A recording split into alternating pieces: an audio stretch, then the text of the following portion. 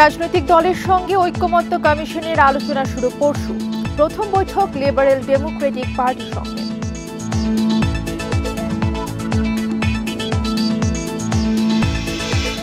হাসিনা পরিবারের ৩১টি ব্যাংক হিসাবের ৩৯৫ কোটি টাকা জব্দের নির্দেশ, দুদকের আবেদনে আদালতের সাড়া।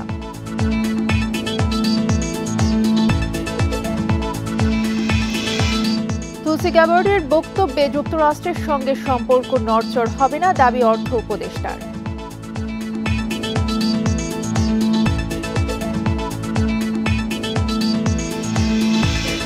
এবং নারায়ণগঞ্জে মাদক কর্মকর্তাদের কাছ থেকে ৪ জনকে ছিনিয়ে নিয়েছে সহযোগীরা, দেশীয় অস্ত্র নিয়ে হামলা।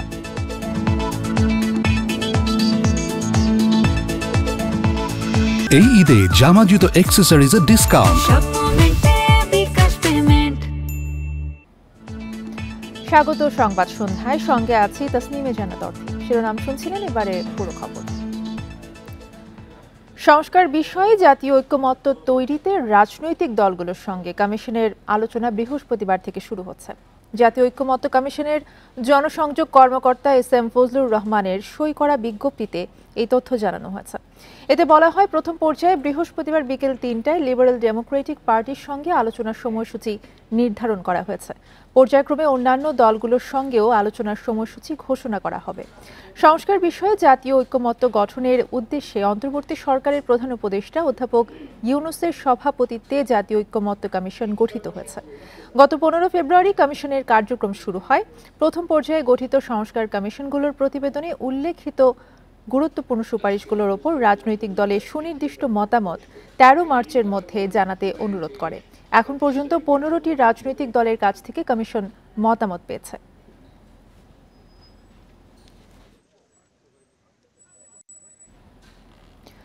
ছাত্র জনতার গণ আন্দোলনে ক্ষমতাচ্যুত সাবেক প্রধানমন্ত্রী শেখ হাসিনা ও তার পরিবারের সদস্যদের স্বার্থ সংশ্লিষ্ট ৩১টি ব্যাংক হিসেবের প্রায় ৩৯৫ কোটি টাকা জব্দ করার নির্দেশ দিয়েছেন আদালত। দুর্নীতি দমন কমিশনের আলাদা আবেদনে ঢাকা মহানগরের জ্যেষ্ঠ বিশেষ জজ মোহাম্মদ জাকির হোসেন গালিব এই আদেশ দেন। সাবেক প্রধানমন্ত্রী শেখ হাসিনা, তার ছেলে সজীব ওয়াজেদ জয়, মেয়ে সাইমা ওয়াজেদ পুতুল, বোন শেখ রেহানা সহ তাদের স্বার্থ সংশ্লিষ্ট আরও ৩১টি ব্যাংক হিসেব অবরুদ্ধ করা হয়েছে। দুদক জানিয়েছে, ৩১টি ব্যাংক হিসেবে জমা থাকা অর্থের পরিমাণ প্রায় ৩৯৫ কোটি টাকা। এর আগে ১১ মার্চ ক্ষমতাচ্যুত সাবেক প্রধানমন্ত্রী শেখ হাসিনা, তার ছেলে সজীব ওয়াজেদ জয়, মেয়ে সাইমা ওয়াজেদ পুতুল, বোন শেখ রেহানা সহ তাদের স্বার্থ সংশ্লিষ্ট ১২৪টি ব্যাংক হিসাব অবরুদ্ধ করার আদেশ দেন আদালত। এদিকে ক্রিকেট বোর্ডের অর্থ আত্মসাৎ সহ বিভিন্ন অভিযোগে বিসিবির সাবেক সভাপতি নাজমুল হাসান পাপনের বিরুদ্ধে দুদকের অনুসন্ধান শুরু হয়েছে। এছাড়া অবৈধ সম্পদ অর্জনের অভিযোগে মুন্সিগঞ্জ ৩ আসনের সাবেক এমপি মৃণাল কান্তি দাস ও তার স্ত্রীর বিরুদ্ধে মামলা করেছে দুদক।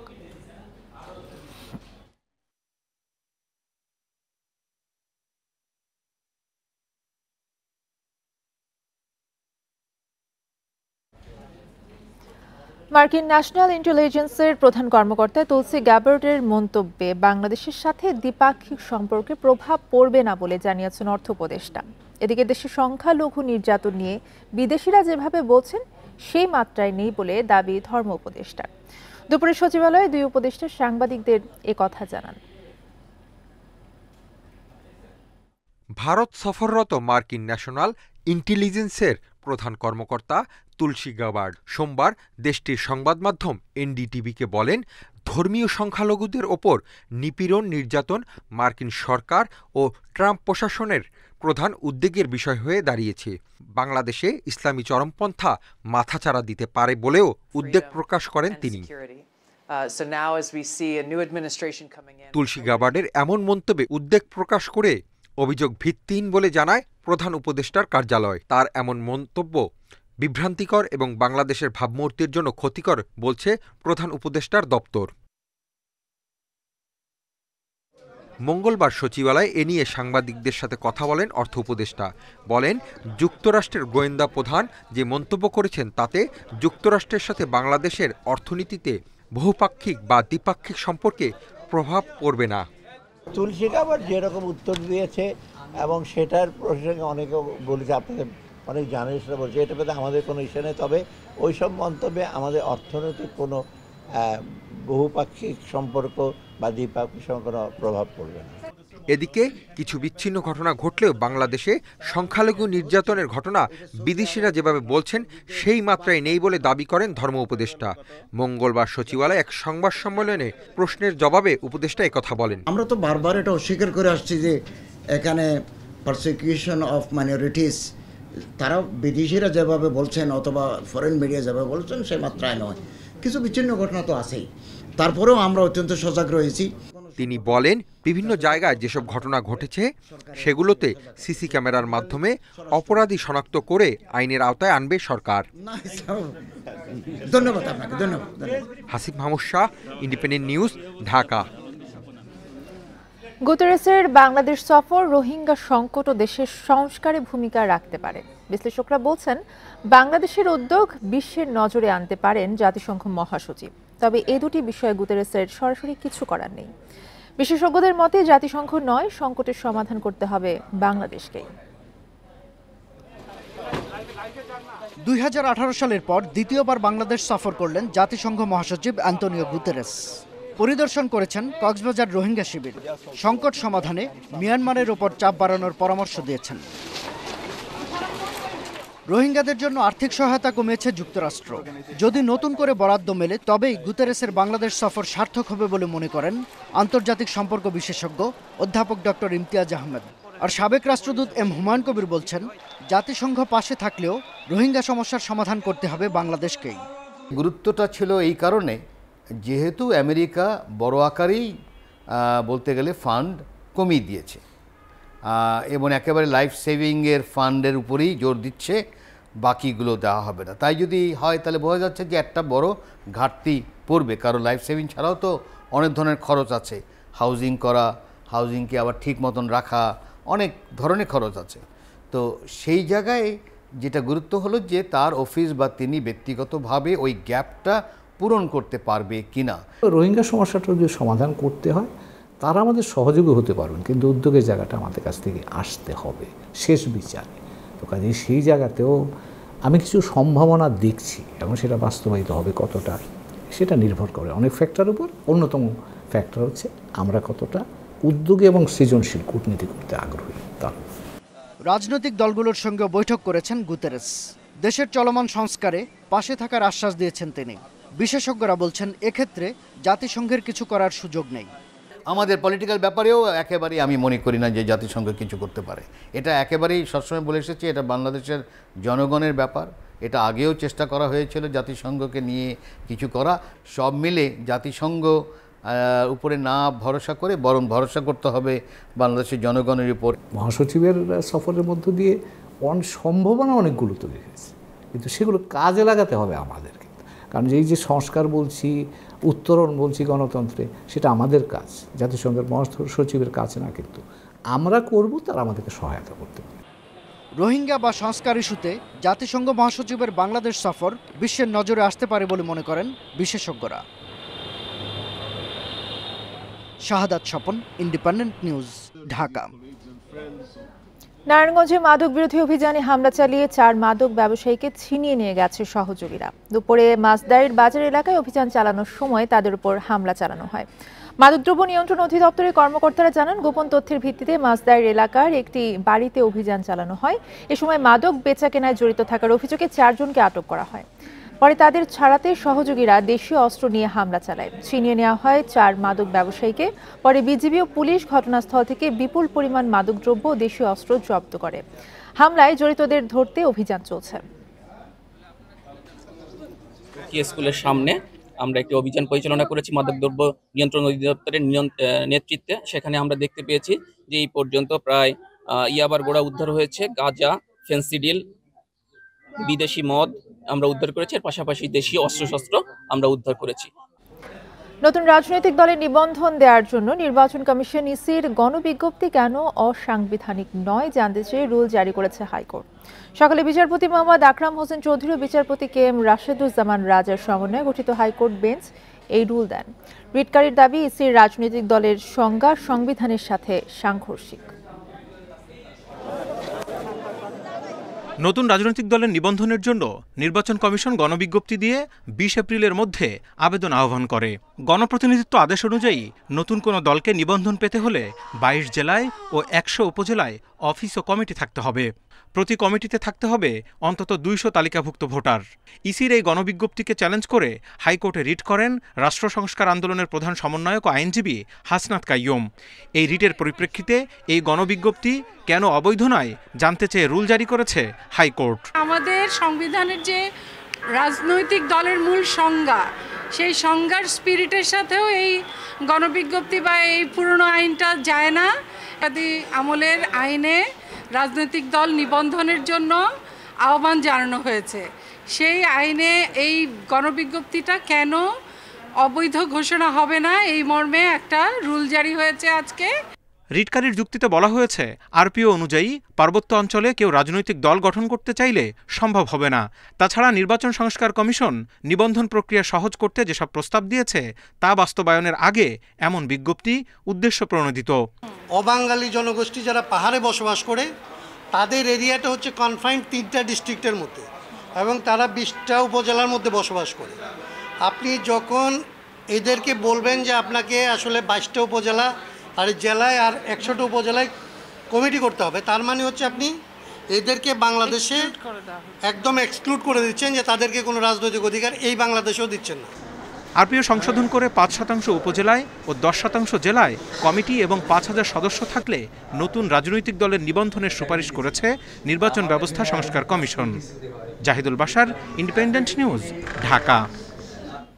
জামালপুরে জেলভুক্ত আসামি আওয়ামী লীগ নেতাকে না ছাড়ায় থানার ওসিকে বদলির হুমকি দিয়েছেন এক যুবদল নেতা। এই অভিযোগ করেছেন ইসলামপুর থানার ওসি সাইফুল্লাহ সাইফ। উপজেলা যুবদলের যুগ্ম আহ্বায়ক হামিদুর রহমান মলিনের বিরুদ্ধে এই অভিযোগ তোলা হয়েছে। গ্রেফতার হওয়া আব্দুল খালেক একই উপজেলার চরপুটিমারি ইউনিয়নের 4 নম্বর ওয়ার্ড আওয়ামী লীগের কার্যনির্বাহী কমিটির সদস্য। ওসির দাবি, মারামারির একটি মামলায় আব্দুল খালেককে রোববার রাতে গ্রেফতার করা হয়। থানায় নেয়ার পর থেকেই তাকে ছাড়াতে তদবির করতে থাকেন যুবদল নেতা মলিন। না মানায় 24 ঘন্টার মধ্যে ওসিকে বদলির হুমকি দেন তিনি। এ বিষয়ে পুলিশের ঊর্ধ্বতন কর্মকর্তাদের অবহিত করা হয়েছে বলে জানিয়েছেন ওসি সাইফুল্লাহ। আপনারা আওয়ামী লীগ দ্বারা বাদ দিয়ে বিএনপি ধরতেছেন, অমুক অমুককে ধরেন, এই বললে আমাদের কাজ তো আমরা করতে হবে। আপনি নাইলে আপনি এসব বিক্রি করেন, আমরা বাদ দিই, আপনি টানা চালান।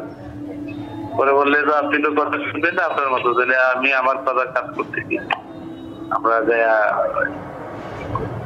আপনাকে ব্যবস্থা করতেছি 24 ঘন্টার ভিতরে। সাশ্রয়ী দামে পছন্দের পোশাক কিনতে রাজধানীর আজিজ সুপার মার্কেটে ক্রেতাদের ভিড়। তাদের চাহিদার কথা ভেবে এবার সালোয়ার কামিজ ও পাঞ্জাবির ডিজাইন ও কাপড়ে বৈচিত্র্য এনেছে বিভিন্ন ব্র্যান্ড। এখন পর্যন্ত বেচাকেনা ভালোই বলে জানিয়েছেন বিক্রেতারা। রমজানের শেষ সপ্তাহে বিক্রি আরও বাড়ার আশায় ব্যবসায়ীরা। নান্দনিক ডিজাইনের দেশীয় পোশাকের জন্য জনপ্রিয় আজিজ সুপার মার্কেট। বড় কয়েকটি ব্র্যান্ডের পাশাপাশি সেখানে রয়েছে ছোট বড় অসংখ্য পোশাকের দোকান, যা সারা বছরই আকর্ষণ করে ক্রেতাদের। ঈদ সহ বিভিন্ন উৎসবে এই মার্কেটে আলাদা আয়োজন থাকে। এবার ঈদ পোশাকে দেখা গেছে উজ্জ্বল রঙের ব্যবহার। বসন্তের জন্য পোশাকে প্রাধান্য পেয়েছে ফুলেল মোটিভ। একই সাথে পোশাকে রয়েছে জরি চুমকির ব্যবহার। সুতিতেও অনেকে কমফোর্টেবল ফিল করে, সেই জন্য আর কি হালকা চমকির কাজ, তারপর আপনার জরি সুতার এমব্রয়ডারি এগুলো করার ট্রাই করেছি। বেশ রিজনেবল প্রাইজিংয়ে, এবং ওদের কালেকশন সবসময় একটু বরাবরই একটু ডিফারেন্ট রকমের হয়। দেশীয় কালেকশনের ক্ষেত্রে আমার মনে হয় যে আগের চেয়ে একটু ভালো। অনেক আগে থেকেই আজিজের পোশাকে বিশেষ করে ওড়নায় ক্যালিগ্রাফির ব্যবহার জনপ্রিয়। এবার ঈদে অন্যান্য নকশা দেয়া পোশাকও চলছে বেশ। বাজেটের মধ্যেই মিলছে পরিবারের সবার পছন্দের পোশাক। আমি নিয়েছি হচ্ছে একটা সবুজ কালারের আর একটা ডার্ক পিঙ্ক শেডের ভিতর। আমার এরকম ড্রেসে ভালো লাগে। এবছর ট্রেন্ডিংয়ে আছে পকেট ডিজাইনটা, সামনে পকেট করা ওইটা আছে। মোটিভ বেস যারা কাজ করে থাকে তারা কিন্তু চিন্তা করেই থাকে যে আসলে কাস্টমারকে কি ইনোভেটিভ কিছু দেওয়া যায় কিনা। ছেলেদের জন্য সাশ্রয়ী দামে পাঞ্জাবি নিয়ে এসেছে বিভিন্ন দোকান, দামও নাগালের মধ্যেই। এবার হচ্ছে চেইন বাটন যেটা আসছে, বাটনের জায়গায় চেইনের সিস্টেম যেটা আসছে ওইটা একটু মার্কেট পাচ্ছে। এখানে সাশ্রয়ী দামে কেনার মতো যারা চায় কিনতে, সেখানে মোটামুটি ওই বাজেটের মধ্যে তারা আসলে এখন পাঞ্জাবি, টি শার্ট এই জিনিসগুলো ক্রয় করতে পারে। ছোট ও বড়দের জন্য সালোয়ার কামিজ ছাড়াও skirt tops, shirt trouser, half shirt সহ প্রায় সব পোশাকই পাওয়া যায়। সুতি কাপড়ের প্রাধান্য থাকলেও রয়েছে সিল্ক সহ অন্যান্য কাপড়ের বিশাল সংগ্রহ। সুলতানা জাহান মিতু, ইন্ডিপেন্ডেন্ট নিউজ, ঢাকা। জনগণের সরকার প্রতিষ্ঠা করতে হলে সবাইকে ঐক্যবদ্ধ থাকতে হবে বলে মন্তব্য করেছেন বিএনপির যুগ্ম মহাসচিব শহীদ উদ্দিন চৌধুরী আনি। মঙ্গলবার দুপুরে ঢাকা বিশ্ববিদ্যালয়ের টিএসসি মিলনায়তনে ছাত্রদলের কোরআন তেলাওয়াত প্রতিযোগিতা এবং পুরস্কার বিতরণী অনুষ্ঠানে তিনি একথা বলেন।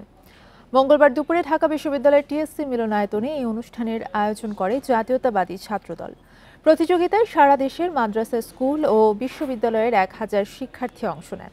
প্রতিযোগিতায় ছেলে ক্যাটাগরিতে প্রথম হয়েছেন ঢাকা বিশ্ববিদ্যালয়ের আরবি বিভাগের আশিকুজ্জামান আনিস। নারী ক্যাটাগরিতে প্রথম হয়েছেন রাষ্ট্রবিজ্ঞান বিভাগের শিক্ষার্থী সুমাইয়া বুলবুল। এ অনুষ্ঠানে শহীদ উদ্দিন আনি বলেন, আওয়ামী লীগের সঙ্গে বিএনপিকে তুলনা করা উচিত না। ছাত্রলীগ কি করেছে আর ছাত্রদল এখন কি করছে তার মূল্যায়ন করে দেখার আহ্বান জানান তিনি।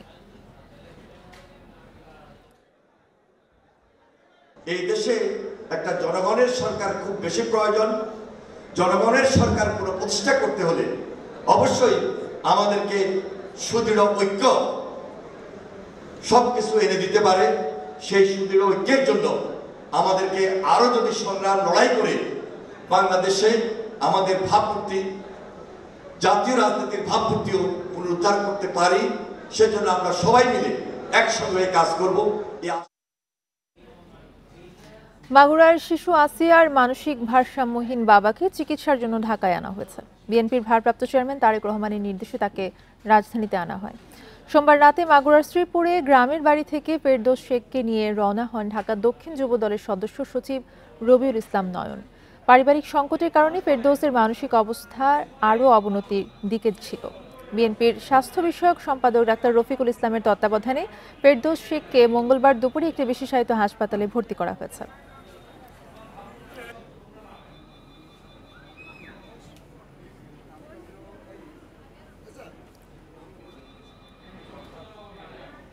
ছেলেকে কোচিংয়ে দিতে গিয়ে বাসের ধাক্কায় প্রাণ গেল বাবার। গুরুতর আহত ছেলে আশঙ্কাজনক অবস্থায় চিকিৎসাধীন। মঙ্গলবার সকালে রাজধানীর ডেমরার মিরপাড়ায় এই ঘটনা ঘটে। ঘটনার পরেই পালিয়ে যায় চালক, জব্দ করা যায়নি বাসটিও। এই ঘটনার পর সড়কে নিরাপত্তা নিয়ে ক্ষোভ জানান স্বজনেরা। মঙ্গলবার সকাল 7টা, নবম শ্রেণীতে পড়ুয়া ছেলেকে নিয়ে কোচিংয়ে যাচ্ছিলেন বাবা ওবায়দুর রহমান। ডেমরার মিরপাড়ায় সিএনজি পাম্পের কাছাকাছি পৌঁছালে তার মোটরসাইকেলকে ধাক্কা দেয় ওয়াসিম পরিবহনের একটি বাস। গুরুতর অবস্থায় ঢাকা মেডিকেলে নিলে বাবাকে মৃত ঘোষণা করেন চিকিৎসক। ছেলে লাবিব আশঙ্কাজনক অবস্থায় হাসপাতালে চিকিৎসাধীন। আকস্মিক এই ঘটনায় দিশেহারা স্বজনেরা। আমার ভাতিজাটা নিয়ে ও কোচিংয়ে আসছে, 7টার সময় বের হয়েছে। এই মিরপাড়ার দিকে খালি বের হয়েছে, রাস্তা খালি। এমন সময় ছেলেটারে নিয়ে মোটর সাইকেল, এমন সময় বাস বলে মেরে দিয়ে চলে গেছে। আমার ভাই হয়ে রয়েছে, কেউ জানে না, আমরা কেউ জানি না। পুলিশ জানায় ঘটনার পর দ্রুত ঘটনাস্থল ছেড়ে পালিয়ে যায় বাসটির চালক। মিরপাড়া একটা পাম্প আছে, যেটা হলো আমাদের ডেমরা বাজার থেকে একটা রোড উঠছে এই মেইন রোডে। ওদিক থেকে মোটরসাইকেলে 2 জন আসছিল, পিতা পুত্র। আর অসীম পরিবহনের বাসটা রামপুরার দিকে যেতে যে ঠিক ওই মোড়ে ওনারা 2 সাইডে খেয়াল না করে রাস্তার মধ্যে চলে আসছে, আর এদিক দিয়ে অসীম পরিবহনের বাসটাও দ্রুত গতিতে যাচ্ছে। পরে তাদের মুখোমুখি সংঘর্ষ হয়। সড়কে নিরাপত্তা নিয়ে ক্ষোভ জানিয়েছে পরিবার। তাদের অনিচ্ছার কারণে এই ঘটনায় কোনো মামলা হয়নি। Khaled Raihan, independent News, Dhaka. দীর্ঘ প্রতীক্ষার পর খুলল যমুনা রেল সেতু। সকালে সেতুর পূর্ব প্রান্তে ইব্রাহিমাবাদ রেল স্টেশনে হয় আনুষ্ঠানিক উদ্বোধন। এ সময় 4.8 কিলোমিটার দৈর্ঘ্যের সেতুটি পার হতে সময় লেগেছে 3 মিনিট। সেতুটিতে প্রতিদিন চলবে অন্তত 32টি ট্রেন, তবে স্বয়ংক্রিয় সিগন্যাল ব্যবস্থা ছাড়াই শুরু হলো রেল চলাচল। এ এক মাহেন্দ্রক্ষণ, দীর্ঘ অপেক্ষার অবসান। যমুনা রেল সেতুতে প্রবেশ করছে বিশেষ ট্রেন। টাঙ্গাইলের ইব্রাহিমাবাদ থেকে রওনা হয়ে সিরাজগঞ্জের সায়দাবাদ থামে ট্রেন। 4.8 কিলোমিটার দীর্ঘ সেতুটি পার হতে সময় লাগে মাত্র 3 মিনিট, যা আগে ছিল 20 থেকে 25 মিনিট। 100 বছরের স্থায়িত্ব নিয়ে নির্মাণ করা হয়েছে সেতুটি। যার মাধ্যমে দেশের উত্তরাঞ্চলের 23 জেলার মানুষের যোগাযোগ ব্যবস্থার উন্নতিতে মিলবে অর্থনৈতিক সুফল। সেতুটি ঘিরে তাই উচ্ছ্বসিত এসব এলাকার মানুষ। চলাফেরার জন্য আমাদের আগে তো সেতু পার হতে 20-30 মিনিট লাগতো, এখন সর্বোচ্চ 5 মিনিট সময় লাগে। আমাদের অনেক উপকার হয়েছে, এখান থেকে আমরা যাতায়াত অনেক সুবিধা হয়েছে। আগে আধা ঘন্টা সময় লাগতো, এখন 5 মিনিট আমরা চলে যেতে পারতেছি। জাপান বাংলাদেশের যৌথ উদ্যোগে দেশের সবচেয়ে দীর্ঘ এই সেতুর নির্মাণ ব্যয় 16,800 কোটি টাকা। উদ্বোধনী অনুষ্ঠানে জাপানের রাষ্ট্রদূত জানান তার দেশের সহায়তা অব্যাহত থাকবে সব সময়। যমুনা রেল সেতুতে সহযোগিতা করতে পেরে জাপান অত্যন্ত খুশি। বাংলাদেশকে বরাবরই সহযোগিতা করে এসেছে জাপান, ভবিষ্যতেও বাংলাদেশের অগ্রযাত্রার সাথে থাকবে জাপান। এই সেতুতে প্রতিদিন চলাচল করবে অন্তত 32টি ট্রেন। আগের চেয়ে ভাড়া কিছুটা বাড়ানো হবে জানান রেল সচিব।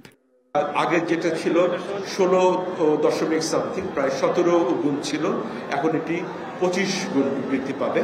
কাজে এর জন্য আমাদের যাত্রীদের আপনার ভাড়া বৃদ্ধি পাবে। এদিকে কিছু কাজ অসম্পন্ন থাকায় অটোমেটিক সিগন্যাল ব্যবস্থা ছাড়াই চালু করা হয় যমুনা সেতুতে রেল চলাচল। 1998 সালে যমুনা সেতু চালু হবার পর ঢাকার সঙ্গে উত্তর পশ্চিমাঞ্চলের রেল যোগাযোগ স্থাপিত হয়। তবে 2008 সালে সেতুটিতে ফাটল দেখা দিলে ট্রেনের গতি নেমে যায় ঘন্টায় 20 কিলোমিটারে।